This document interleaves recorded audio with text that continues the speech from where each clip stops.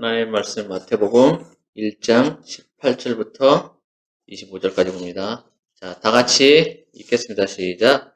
예수 그리스도의 나심은 이러하니라.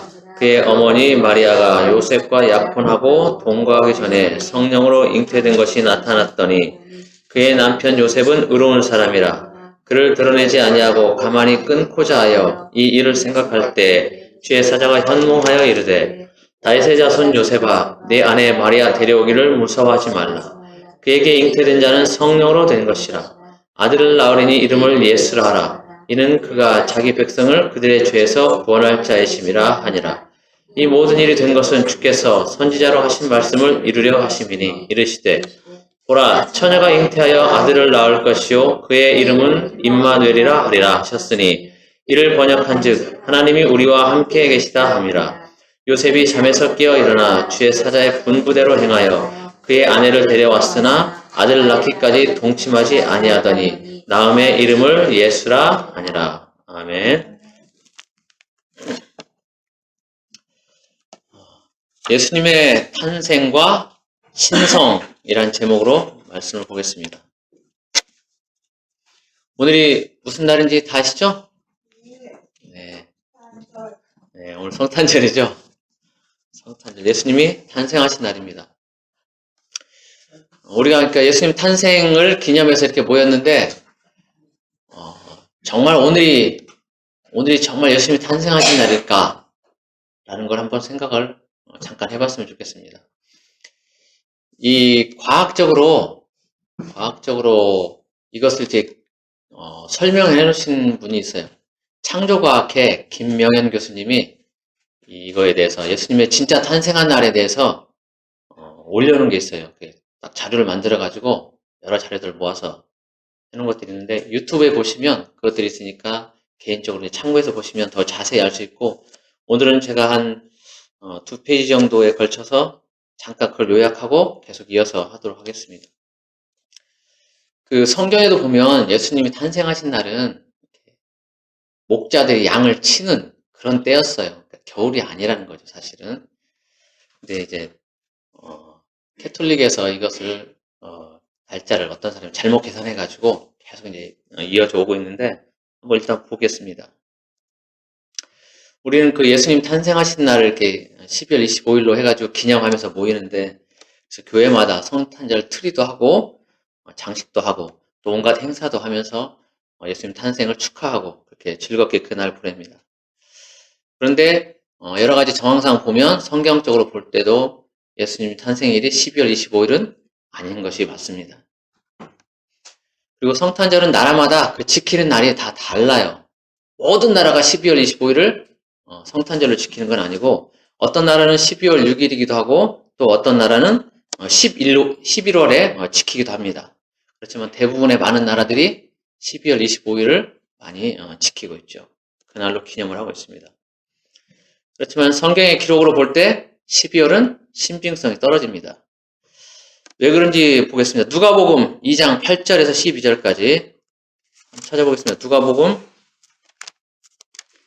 2장 8절에서 12절까지 신약성경 90쪽 부분에 있습니다. 찾았습니까? 누가복음 2장 8절에서 12절까지 신약성경 90쪽, 제 성경으로 90쪽에 있습니다.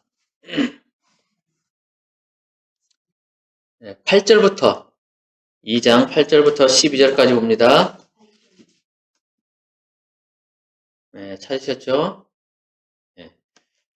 같이 읽겠습니다. 시작. 그 지역의 목자들이 밤에 밖에서 자기 양떼를 지키더니 주의 사자가 곁에 서고 주의 영광이 그들 두루 비춤에 크게 무서워하는지라. 천사가 이르되 무서워하지 말라. 보라, 내가 온 백성에게 미칠 큰 기쁨의 좋은 소식을 너희에게 전하노라. 오늘 다윗의 동네에 너희를 위하여 구주가 나셨으니 곧 그리스도 주시니라. 너희가 가서 강보에 쌓여 구유에 뉘어있는 아기를 보리니 이것이 너희에게 표적이니라 하더니, 자, 이 말씀 보면은 예수님이 탄생하신 그 지역 목자들이 밤에 밖에서 자기 양떼를 지키고 있었다고 이렇게 말하고 있습니다. 양들을 우리에 넣어두지 않고 풀이 있는 들판에 방목하면서 양들을 지키는 장면입니다. 12월 25일이면 상당히 춥죠? 풀도 없어요, 사실. 풀이 있을 리가 없고 그 날씨에 밖에서 덜덜 떨면서 양떼를 지킨다는 것은 조금 이상합니다. 들판에서 양들이 풀을 뜯고 목자가 양들과 함께 있으면서 양들을 지키려면 적어도 봄은 돼야 되지 않을까 싶습니다. 그런데 예수님이 탄생하신 날짜에 대한 믿을 만한 근거들이 성경에 여러 군데 있습니다. 그리고 그것을 근거로 해서 역사의 기록을 보면 보다 확실하게 알 수 있습니다. 우리는 예수님이 탄생하실 때 동방의 박사들이 별을 보고 예수님을 찾아오다가 중간에 그 별이 안 보이게 되자 헤롯 왕이 있는, 당시 그 집권자인 헤롯 왕이 있는 예루살렘에 들어가서 유대인의 왕이 유대인은 왕으로 나신 이가 어디 계시냐? 우리가 동방에서 그의 별을 보고 그에게 경배하러 왔다 라고 사람들에게 묻습니다. 그러니까 그 소문이 온통 퍼지죠. 그러면서 헤롯 왕에게도 그 소문이 퍼지는데, 헤롯 왕은 그 소문을 듣고 박사들을 부릅니다. 그리고 헤롯 왕과 그 온 예루살렘이 그 왕 얘기를 들으면서 이제 온통 소란스럽게 됩니다. 헤롯 왕은 일단 대제사장들하고 서기관들에게 물어봐서 그리스도 메시아가 유대 땅 베들레헴에서 태어날 것을 알게 됩니다. 그리고 예루살렘에 찾아온 그 동방 박사들에게 자기도 가서 그 아기에게 경배하겠다고 그렇게 말하면서 아기를 찾으면 자기에게도 알려달라고 말합니다. 물론 거짓말이지요. 자기의 왕권을 위협하는 그 존재이기 때문에 죽이려는 목적이 있지만 그것을 감추고 박사들에게 거짓을 말하는 것입니다. 이것은 헤롯이 그 뒤에 행한 일에서 명백하게 드러납니다. 마태복음 2장 16절에 보면 제가 읽어드리겠습니다. 이에 헤롯이 박사들에게 속은 줄 알고 심히 노하여 사람을 보내어 베들레헴과 그 모든 지경 안에 있는 사내 아이를 박사들에게 자세히 알아본 그때를 기준하여 2살부터 그 아래로 다 죽이니, 이렇게 기록하고 있어요. 만약 헤롯 왕이 정말 아기 예수님께 그 메시아 탄생을 축하하면서 경배하기를 원했다면 이렇게 아기를 다 죽이진 않았을 거예요. 이것은 자기 왕권을 유지하기 위해서 2살 아래로 예수님 태어나신 그 시점으로 해서 다 죽인 겁니다. 박사들은 꿈에 하나님이 헤롯에게 가지 말라고 그랬기 때문에 그 지시를 받고 예루살렘을 피해서 다른 길로 갑니다. 그리고 헤롯은 아무리 기다려도 박사들이 오지 않자 속은 줄 알고 심히 노해서 박사들에게 그 물어본 예수님의 탄생 시점을 계산해서 2살 아래로 아이들을 다 죽여버립니다. 그런데 이 헤롯이 이런 잔악한 일을 하고 난 뒤에 얼마 안 있어서 바로 죽습니다. 그리고 그 헤롯의 죽음에 대한 기록인데 요세푸스라는 사람이 그 기록을 해놨습니다. 그래서 헤롯이 죽었을 때 월식 현상과 금식일이 연거푸 있었다고 합니다. 그래서 그 기록을 이제 찾아보죠. 헤롯이 죽은 때를 알면 예수님의 탄생은 그 약 2년 전 되겠죠. 2살 아래로 다 죽였다고 그랬으니까, 그리고 얼마 뒤에 죽었으니까 헤롯이 죽은 때를 알면 그 2년 전쯤에 예수님의 탄생이 있는 겁니다. 그래서 이 월식 현상과 금식일이 연거푸 있었던 때를 컴퓨터로 이제 계산을 해봅니다. 예전에는 컴퓨터가 발달하지 않았기 때문에 그걸 계산할 수가 없었어요. 근데 지금은 굉장히 컴퓨터가 많이 발달했고 슈퍼컴퓨터 있고 그렇기 때문에 그것을 다 계산할 수가 있습니다. 그래서 예수님의 탄생 때를 계산해 보니까 BC 약 6년 전, 그러니까 기원 전, 기원 후 나누죠. 우리가 BC, AD 이렇게 나누는데 그 BC 6년 정도 된다고 합니다. 이제 예수님의 탄생 연도는 나왔습니다. 그래서 이제 구체적인 날짜를 보면은 이집트의 알렉산드리아 지역의 교부였던 성 클레멘토가 예수님의 탄생일에 대해서 몇 가지 기록을 모아놓은 것이 있습니다. 그런데 그 중에 객관적으로 입증 가능한 날짜가 이집트 달력으로 9월 25일이었습니다. 이 달력을 이제 이스라엘 달력으로 바꿔보면 이스라엘 달력으로 이야르 28일인데 그건 2월 28일입니다. 2월 28일. 그리고 이것을 다시 양력으로, 우리가 쓰는 양력으로 바꾸면 5월 14일 됩니다. 5월 14일. 성 클레멘토가 수집한 그 기록이 옳다면 예수님의 탄생 연도는 시점은 BC 6년이고 그리고 5월 14일이 되는 것입니다. 그리고 이것을 뒷받침하는 또 객관적인 증거가 있는데 그것은 예수님보다 6개월 먼저 태어난 예수님의 사촌 누군지 아시죠? 네, 침례 요한의 탄생. 침례 요한의 탄생도 다 성령님이 알게 하시고 가능하게 하시고 그랬죠. 나이 들어서 침례 요한의 부모님은 나이 들어서 나이가 많아서 아이를 가질 수가 없었지만 성령의 능력으로 또 아이를 뵐 수가 있었죠. 침례 요한의 탄생에 대해서는 누가복음 1장에 자세하게 나와 있는데 그 내용을 근거로 해서 보면 예수님의 탄생을 찾을 수 있습니다. 침례 요한의 아버지는 사가랴라는 사람인데 아비야 반열의 제사장입니다. 제사장들은 모두 24개 팀이 있고 각 팀마다 7일씩 성전에서 봉사를 하게 되어 있는데 168일마다 자기 팀 순서가 돌아옵니다. 그래서 이 사가랴가 아비야 반열의 제사장이라고 되어 있고 그것을 계산해서 올라가면 침례 요한의 생일을 알 수 있습니다. 그리고 예수님의 탄생일은 그보다 6개월 늦기 때문에 계산해서 보면 5월 14일이라는 것을 또 알 수 있습니다. 또한 예수님의 탄생을 연구한 그 동방의 박사들이 별을 보고 왕이 태어난 것을 알았다고 하는데 이 천문 현상은 목성과 토성의 특이한 공전 주기에 관한 것입니다. 이것을 연구하다 보면 역시 예수님이 5월 14일에 태어났다는 것을 알 수 있습니다. 그런데 이 날짜는 예수님 태어난 당시에 음력, 달력 날짜를 양력으로 바꾼 것입니다. 그래서 음력을 양력으로 계산하면 매년 바뀌죠. 우리 생일 어른들은 다 음력세죠? 그래서 양력으로 계산하면 매년 그 생일이 달라요. 그렇죠? 그런 것처럼 예수님의 그 생일도 음력으로 2월 28일이에요.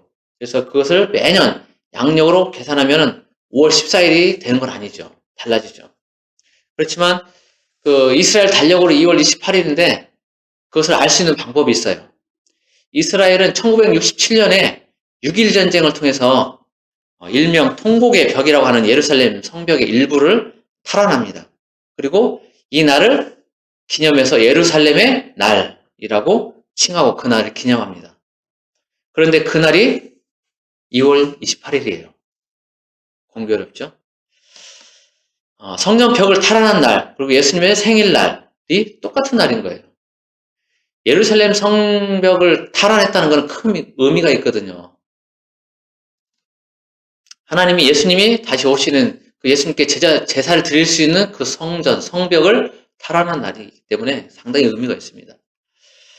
우리는 이제 그 예수님의 생일을 찾을 때는 음력으로 찾아야 되는데 그것을 인터넷에서 예루살렘의 날을 찾아보면 됩니다. 그리고 그것을 양력으로 며칠인지를 보면은 알 수가 있습니다. 사실 예수님의 탄생일을 찾는 일은 훨씬 더 많은 자료와 함께 더 복잡합니다. 그 얘기를 다 하면 저도 머리가 복잡하고 그 얘기를 듣는 여러분은 졸게 될 것입니다. 그래서 여러분이 알기 쉽게 대략 정리를 한 것이니까 여러분이 그렇게 아시면 될 겁니다. 더 필요한 자료는 유튜브에서 김명현 교수님이 설명해 놓은 것을 보시면 됩니다. 한 가지 분명한 것은 예수님의 탄생은 지금 얘기한 것처럼 역사적인 사실이라는 겁니다. 그냥 성경에만 기록되어 있는 것도 아니고 외부적인 다른 기록들 모두 포함해서 역사적인 사실이라는 것입니다. 예수님의 탄생은. 성경의 가장 확실한 역사이고 또 그 성경에서 말하는 중심 내용이 예수님의 탄생과 죽음 그리고 부활입니다. 그런 면에서 예수님의 탄생은 큰 의미를 갖습니다.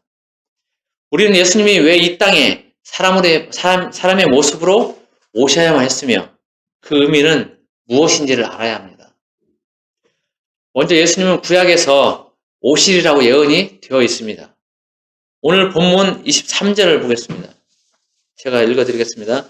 보라 처녀가 잉태하여 아들을 낳을 것이요 그의 이름은 임마누엘이라 하리라 하셨으니 이를 번역한즉 하나님이 우리와 함께 계시다 함이라. 이 말씀은 이사야서 7장 14절에 있는 말씀입니다. 예언이 되어 있는 거죠.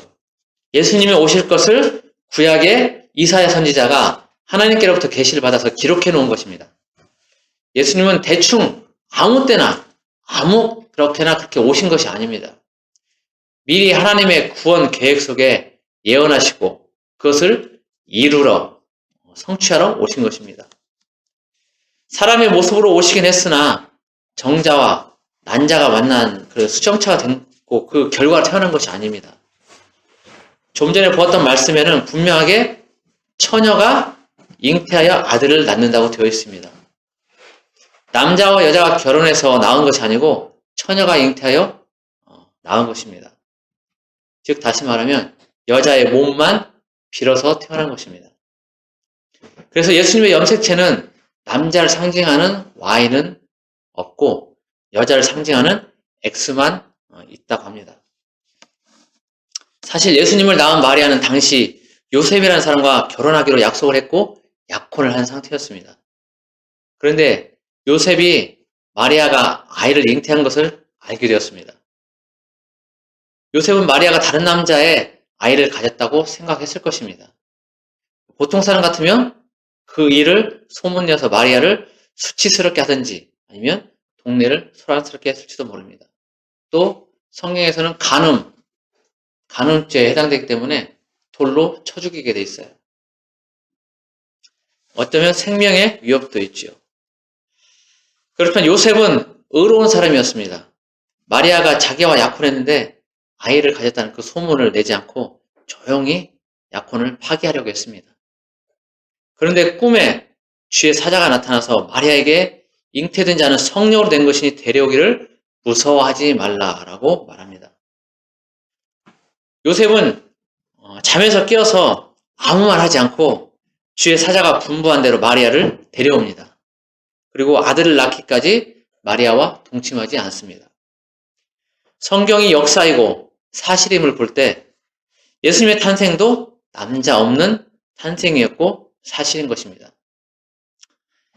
그런데 왜 예수님은 이처럼 남자 없이 동정녀의 몸을 빌려서 태어나야만 했을까요? 아담이 하나님의 말씀을 거역하고 범죄한 이후 태어난 사람들은 모두가 죄를 짓고 살아갔는데 그 흉악함이 아주 심했습니다. 하나님은 하나님의 형상대로 지음받은 인간이 그렇게 죄를 짓고 살아가는 것을 두고 볼 수가 없었습니다. 몹시 안타까웠습니다. 그래서 사람들을 구원해주고 싶었습니다.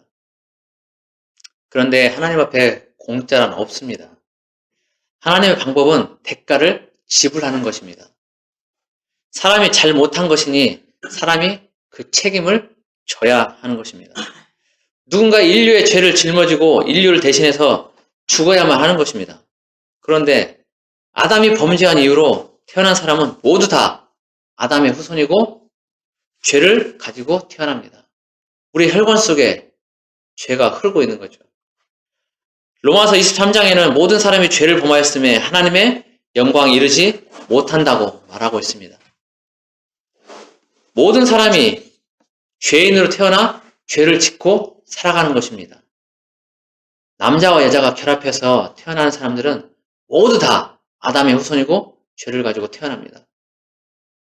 한 사람 예외가 없습니다. 모두입니다. 사람들을 죄에서 구원하기 위해서는 흠없는, 다시 말해서 죄 없는 존재가 필요합니다. 이것은 구약시대 제사법에서 유래합니다. 구약시대 이스라엘 백성들은 죄를 용서받는 속죄제사를 드릴 때 흠없는 어린 짐승을 잡아서 그 피를 흘림으로 죄 용서를 받았습니다. 흠이 있는 것들, 다리가 절거나 눈이 멀거나 아무튼 이상이 있는 것들은 제물로 사용할 수가 없었습니다. 흠없는 그런 제물이 드려졌습니다. 죄를 지어서 내가 죽어야 하지만 짐승이 대신 피 흘려 죽음으로써 나는 죽지 않고 살게 되는 것입니다.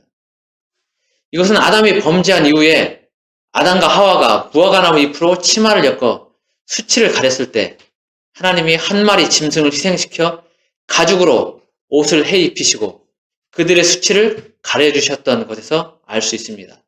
누군가의 희생이 있어야 그 희생으로 살아나는 대상이 있게 되는 것입니다.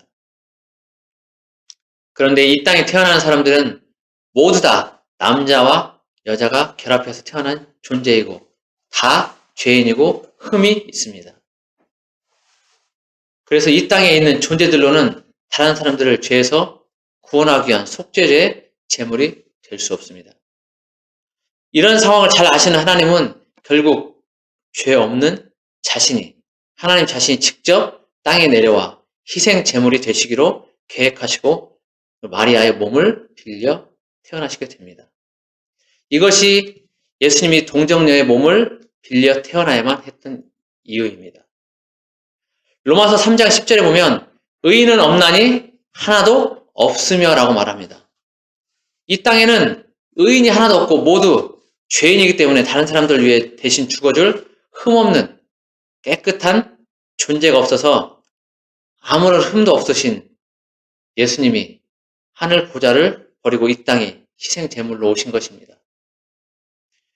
우리는 오늘 예수님이 이 땅에 오신 의미를 다시 한번 마음속에 새겨야 할 것입니다.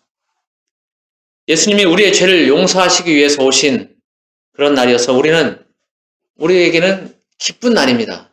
그렇지만 예수님의 입장에서는 정말 괴롭고 고통스러운 날의 시작인 것입니다.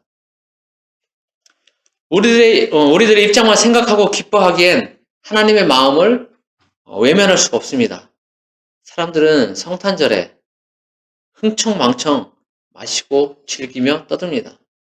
교회를 다니지 않는 사람들도 예수님을 믿지 않는 사람들도 그저 쉬는 날이기 때문에 세상 것들을 즐기면서 좋아합니다. 그러나 사실은 어쩌면 평소보다 더 경건하게 보내야 할 날인지도 모릅니다. 예수님이 이 땅에 오신 날이 12월 25일이든 아니면 이스라엘 달력으로 2월 28일이든 큰 의미는 없습니다. 이 땅에 오셨다는 것이 중요합니다. 성경 어디에 예수님이 자신의 생일을 기억하고 기념하라고 하는 거 있습니까? 없습니다. 다만 우리는 기회가 되면 예수님이 태어난 진짜 성탄절, 진짜 예수님의 생일을 기념하며 우리는 보내려고 합니다. 기왕에 기념할 거면 진짜를 기념하는 게 좋지 않겠습니까? 어쨌든 우리는 오늘 예수님이 이 땅에 오신 이유, 그 이유를 다시 한번 되새기면서 이 성탄절을 값지게 보냈으면 합니다. 성탄절은 우리에게는 정말 기쁜 날이지만 예수님에게는 말씀드린 대로 고통, 슬픔, 시작된 날이지요.